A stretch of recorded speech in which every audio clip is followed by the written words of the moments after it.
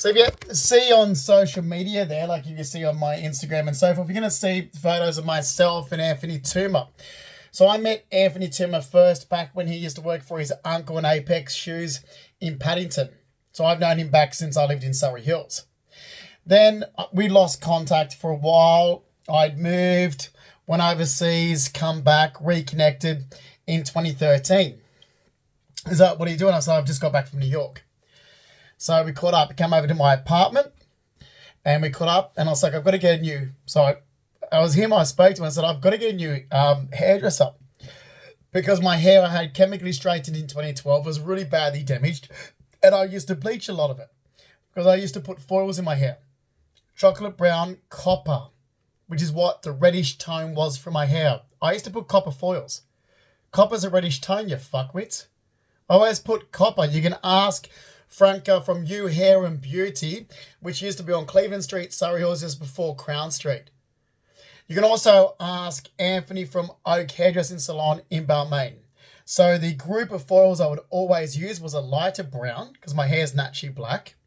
So it was a chocolate brown, a copper, and a blonde foil. And you'll see this in photos such as the one in 2005, I think it is, 2006, with myself and Kimberly Cito down in Norton Street in Leichhardt. That's what you're going to see. Okay, because that's what I used to always go to. So it's bleaching it, not darkening it. So by this stage, and I've just come back from the States, my hair's really damaged. And so go and see this person. So where Anthony Toomer started doing reception at La Boutique Hair Salon. So go see her today, do really good treatments. So it's called a gloss treatment. Go to her and she'll do a gloss treatment on your hair to fix it. That's what I was doing. So then the first time I met Belinda Jeffries was in August, around August 2013. Already knowing Anthony Toomer first. Okay? Knew Anthony Toomer for a long time. Okay? But lost contact and then reconnected. Now, Anthony Toomer and whatever he gets up to, Belinda Jeffries, so they've said, like, you don't mind what, I said, I don't care. Like, they know, like, but, you know, this crap with Belinda Jeffries when I first met her, it's like, oh, Belinda, I'm a lightweight. Like, I drink tea and coffee. Like, when I go out, I'll have one, you can ask, like, anyone who knows me, I'll be sitting on one martini. Like, I've barely drunk alcohol in my life and I don't do drugs, and they're off doing what they're doing. I'm like, well, you do what you do. I turn a blind eye and say, well, you don't mind if we do this. I'm like, I don't care. Doesn't bother me. Like, I've given you loyalty. We're all friends. You know, I'm giving you loyalty. You hear that word? Loyalty. So I don't do what they do. And there's plenty of evidence that back this up. Okay? I've never had any money issues in my life, either whoever started this scam since 2015. I think that scam's been ever since I met Giovanni Consalvo, who has always had money issues. Okay? Always borrowing money from his parents. But the guy was bankrupt when I met him. Struggling in massive amounts of debt. Giovanni Craig Consalvo actually lived in a share house in Kensington that was, let me go the details. He rented the room from a lady called Paula. So her mother owned the house. Her mother died and left it to Paula and Paula's sister. They sold it and then Paula went to Coleman Street. I'll tell you exactly where, in Lismore. But I'll tell you the spelling of Paula's surname because that's where he was living. The guy, Giovanni Consalvo, is from South Australia, lived in his parents' house, moved to Sydney and bounced from a boyfriend to a boyfriend. My mother knows this. Okay, my family knows this. This is the stuff that my family would ask to told the truth about since 2015 and haven't. So they're a cut. If you can't do... Here's the thing. If my family cannot do something so simple, then why would I have you in my life? I mean, we're talking about just telling the truth. And you can't do that. And that's blatantly because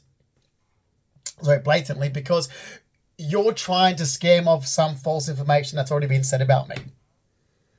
So Paula Engelberthen. So it's Engelberthsen.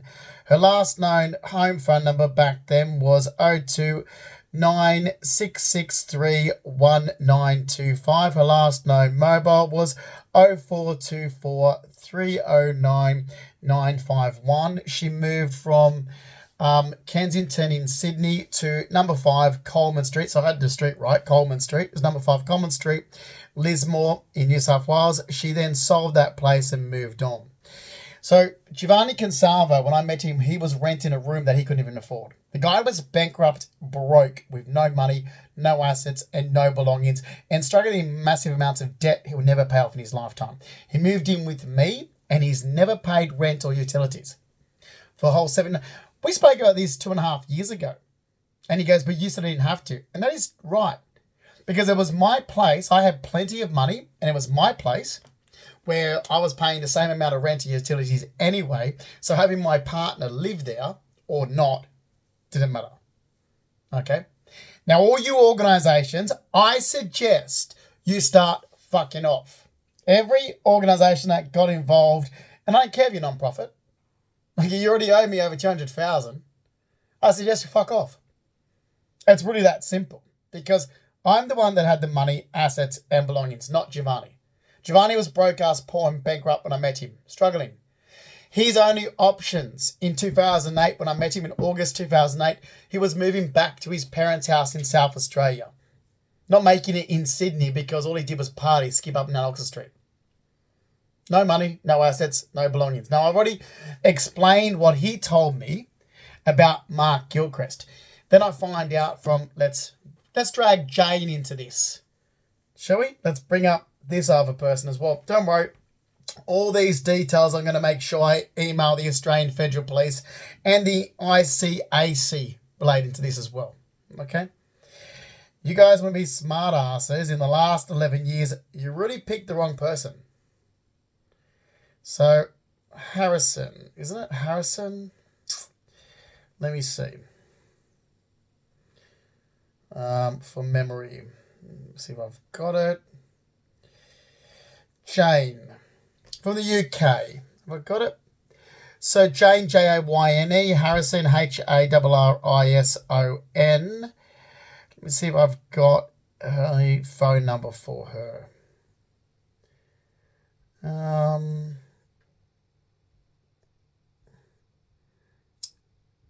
If I have. 0425 223 666. Jane Harrison was a friend of Giovanni Consalvo's ex-boyfriend Mark Gilchrist. Jane Harrison told me in 2009 that, Giovanni was telling what Giovanni said was bullshit. And to be careful, because he moved into Mark Gilchrist's place and threw his weight around. Now, when I met Giovanni Consalvo in August 2008, he gave me this sob story, and didn't I believe it? Because Giovanni Consalvo is a con man. He told me this big sob story of what he has to do. You've got no idea of what I had to do for Mark. That's what he was doing. I'm like, oh my God, this Mark sounds like a nightmare. And so why were you caring for him? Because Giovanni Consalvo was apparently Mark Gilchrist's carer. You didn't know that? Well, that's what he told me. Giovanni Craig Consalvo, the con man from South Australia, whose mother's name is Dawn Carpenter. Her married name's Consalvo. Okay, Giovanni Consalvo's father, Sebastian, and they're from South Australia. They're Mormons, born-again Christians, freak-ass Jehovah's Witness. You know, those ones that pride themselves on being Christians, but they're those weird religions. They're not normal like Roman Catholics. Those people, those con men, those con organizations, see, it's a con artist religion. It's a con artist person. Giovanni Consalvo is a con artist. When I met him in August 2008, he told me all about what he had to do. He said, you've got no idea. Apparently, he couldn't hold his job down. Oh, my God. Yep, he couldn't get ahead because he had to rush home. You know, he had to rush home and take Mark Gilchrist to appointments. You know, he had to rush home and he had to make sure the place was clean. He had to cook dinner, and you've got no idea what I had to do for Mark Gilchrist. So when I finally meet Mark Gilchrist at Jane's place in Paddington in December 2008, I'm expecting a completely different person than the guy I meet. And do you know what? Mark Gilchrist was there with his new boyfriend, a younger guy, younger than Giovanni. So I put two and two together and was like, well, Giovanni's a lying little cunt. First time dating this fucking prick who's a lying cunt. His ex-boyfriend Mark Gilchrist upgraded to a younger guy. And Giovanni was pissed off, so he made up a story about being Mark Gilchrist's carer. Now, what does this sound like to everyone? When I decided to have a break from my relationship with Giovanni, and I'm screwing around with guys younger than Giovanni, and then suddenly he's making up a story about being my carer. It's the same thing. It's the same scam. And he's the same con man that's not in jail yet for it. Then when he got caught out about it, he's turned around about, I was doing it for Justin because, Justin had money issues. I'm like, I didn't. Giovanni did. Giovanni has always. Why didn't in 11 years ago in 2015 when I have asked for an investigation to be done and everyone to shut the fuck up when it comes to me? I can speak for myself. That means cunt Carol and cunt fucking Amanda. I'll put this out on social media. My twin sister, piss off. You are fucking a troubled, toxic piece of shit. You are our mother and our mother sisters. You are a toxic piece of shit.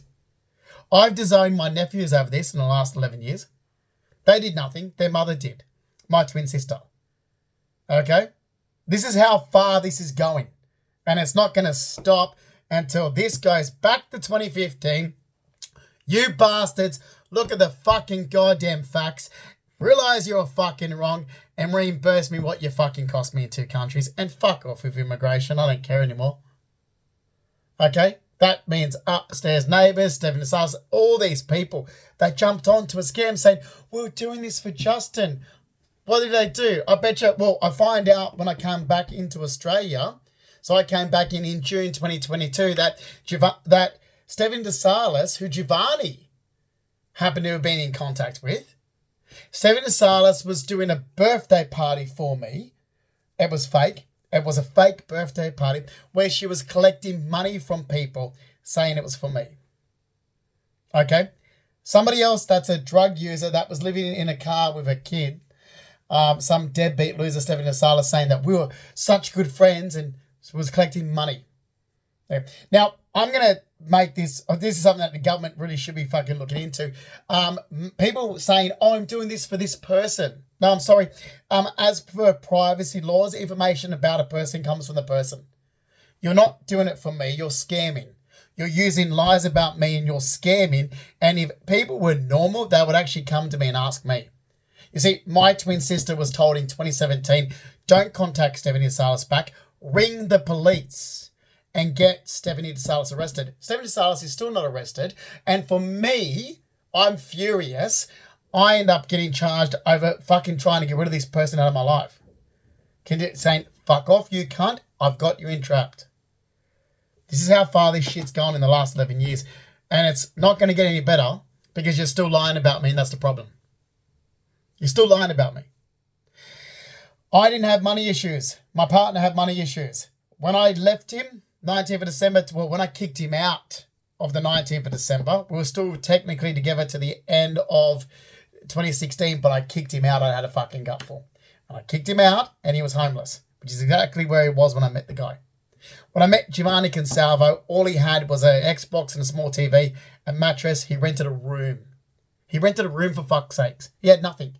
No assets, no belongings, and no money. He was fucking bankrupt. Okay? That was it. He moved into my place with my money, assets, belongings, and car. All the lies about me since 2015, what it's done is destroyed because these organisations that got involved.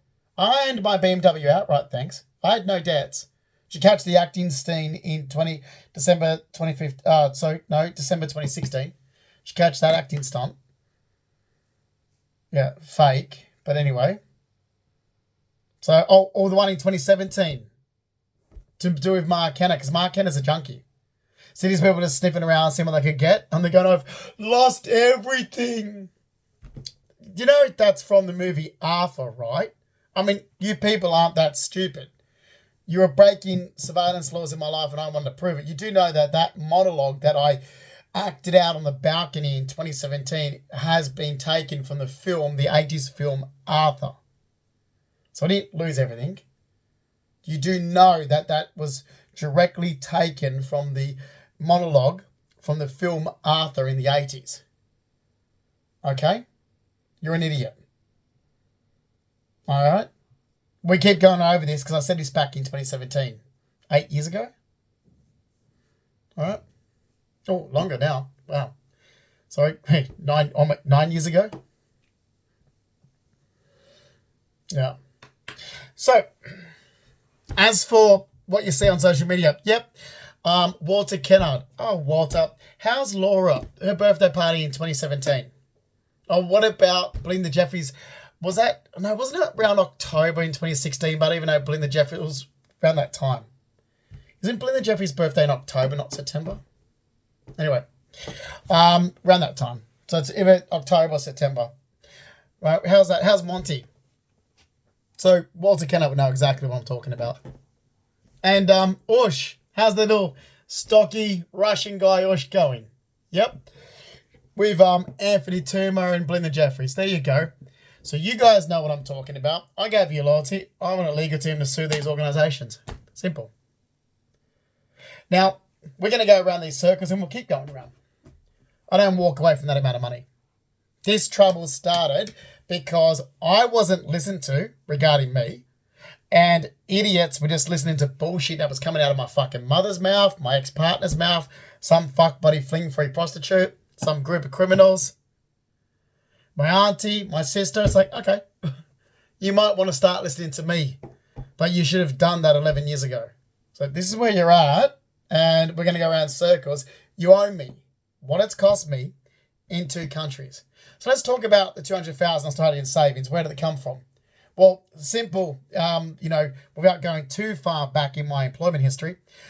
Star City Casino, when it was Star City Casino, before it just became The Star, I was a VIP host there. My salary package was $47,730 a year. In 2006 and 2007, I worked for Jeff at a Tough and Glass company on the side. Minimum of 2 days a week. That was $300 a day. So taking home around $600 a week cash in hand. I lived off the $600 a week cash in hand and banked most of my salary package from Star Casino. Also owning an investment property, 16 Scott Road in Tamworth, that I didn't live in. I rented it out the entire time, sold it in 2008, making a really good profit. That went into bank accounts as well. I've never had debt, always lots of savings, more than one bank account with a shitload of savings in it, and more than one bank account in those 2 different banks as well. Fixed term deposits and a lot of savings. Plus, I was working for Steve Hatch Dimitri from 2009 to 2012. I put it down as work experience. However, some weeks I did clear about $2,000 a week. It depends what the hours I did too. Okay? A lot of money. Always had it. Cunt twin sister. You overstepped for the last time in your brother's life. You don't have a brother anymore. You really did just fuck up your relationship with your brother for the rest of your life. Since 2015. This is my life, and you don't behave like our deadbeat fucking cunt mother or our deadbeat fucking cunt mother sisters, which is what they've trained you bitch to fucking do, where you're a toxic, control freak, narcissistic, where you think you have a fucking right to do whatever you want to someone else's life. You don't, you fucking bitch. Okay, we're done. You're going to see this is who I am when you fucking start interfering in my life. Both sides of my family, we are done. I didn't come back to Australia to be polite or nice and reconnect. Oh, it's all happy and sunshine lollipops. No. No. That's not going to happen. Okay. 2015 to date happened. Okay. Anything the way things were, the way relationships were before 2015, that's in the past. This is how it's going to fucking be. Your best bet is to stop lying about me. Your best bet is to stop causing trouble in my life where it's costing me money. And your best bet is to find some way of getting that fucking organisation to start paying the damage that they've cost me. 200,000 in savings, or it's actually over that. I can show you all the bank accounts. Okay. There's that. There is the return to work that they've cost me. Star Casino, negotiated my job back in 2017. There's my studies that it's cost me in design. There's my health. There's reckless endangerment to my health. There's pain and suffering. And that organisation, the little scummy pieces of shit people that work for those little cunts of social workers, support workers, scumbags. What's your step? You cause the damage in my life, you pay for it. Don't care if I'm the most hated person in the world. Okay? I don't give a shit. Or do you like the one about Friends in 2017? Another acting stunt. Or I just want to go home. Another acting stunt. Don't underestimate me. I've completely designed my twin sister for life. That's who I am as a person. She wants to overstep into her fucking brother's life and not do what she's told. That's what she gets. As for the rest of you, you're the same. Oh, he doesn't go up here to visit anyone. Number one, I would never go to Tamworth to visit a person. There's no one in Tamworth I would visit. I don't have it. Number two, if I was going to go to Shell Cove and visit my cousins, I would. I'll jump in the car and drive to Shell Cove and visit, Jeff Williams and Meredith and so forth. But if you ever put one foot out of fucking line in my life again, believe me, okay? And as for you country town pricks from fucking Tamworth, I'm not from there. You don't know me. And I would be polite to people before 2015, and I'm not going to be polite to you now. You've overstepped in my life and you've cost me money and caused me damage. That's the only thing that needs to be focused on. You caused the financial issues in my life. You caused the damage. You caused the situation. I mean, then you turn it back around. You must say, see, Justin can't take responsibility. For what? For what? Responsibility for telling America that I was there for some greyhound therapy to deal with PTSD and bullshit, which wasn't true. Which cost me $200,000. For what? Sorry, what am I meant to take responsibility for what you did? Okay, let's remember this. For what you told people about me, that was bullshit. You want me to take responsibility of your actions of lying about me and spreading bullshit. I don't do that. And the cunt upstairs is going to realise that as well, come after July. Okay? I don't do that. No, I don't take responsibility for your behaviour towards me. You mind your own fucking goddamn business and keep out of my life. As for the damage this has cost me, I should have just purchased that place up in Newcastle like I was going to have the cash to do so. Should have done that instead of worrying about, if America was that stupid to listen to Australia and thought that this was something that it wasn't. And not check. Like I'm living in Connecticut and it's like, what, you can't check with immigration? They've held the green card since 2014. Then I literally had losers from Australia go, how come your passport says here and you went to high school here? I'm like, because mum moved. Well, that's a huge difference from where you're from in Sydney. I'm like, and I did. I'm walking my dog and some deadbeat Skippy was doing it. I'm like, so? Well, people can't move? But don't worry, all this stuff is what my mum was told to help get out and the truth told, and she didn't want to. You see? Didn't help her to tell the truth. Now, this is it. Overstep in my life tomorrow or another day, and there's the photos of Walter Kennard, Belinda Jeffries, and Anthony Toomer.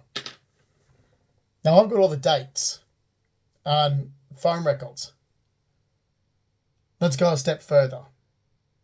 The ICAC and the Australian Federal Police.